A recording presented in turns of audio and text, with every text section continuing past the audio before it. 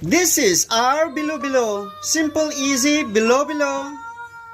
Good day, everyone. Today, let's make simple Bilo-Bilo. So we have already the glutinous rice formed into a bowl. This is the most important ingredients. This is what make Bilo-Bilo is. And we have here kamote, sweet potato. We have here langka, jackfruit. And of course, we have here the banana. This is not a Philippine banana. It's an Indian banana, but it's a good one. It's a ripe one. And of course, our coconut milk, light one. Okay, so let's go. Ounce of coconut milk. And let's add a cup of water. 2 cups. Okay, cups of sugar, white sugar, kaya gusto namo siya na medyo tamis.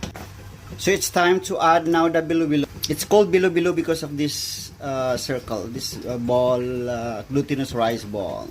So nibukal na siya, let's add the jackfruit or the langka. Muna siya magpahumot. Add as well our banana. Kaya bisag maluto na siya, okay ra gyud. Bisag madugay siya og luto, wala jud siya problema. So let's add a little bit of glutinous slurry. At sa Bisaya, sa Bisaya, ang ginabuhat is binignit. Mas lahi ani is different.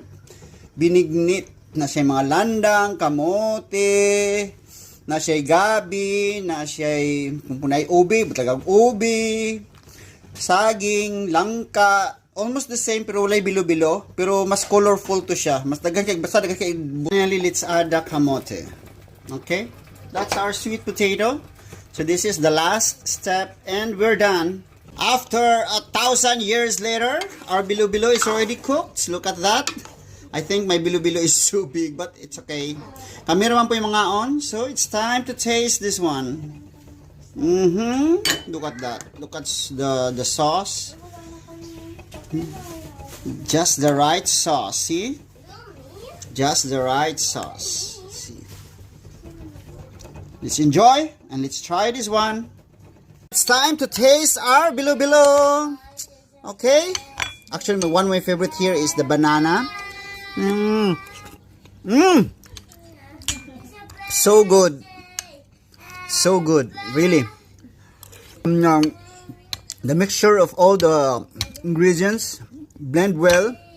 So good. Yummy. Ora to.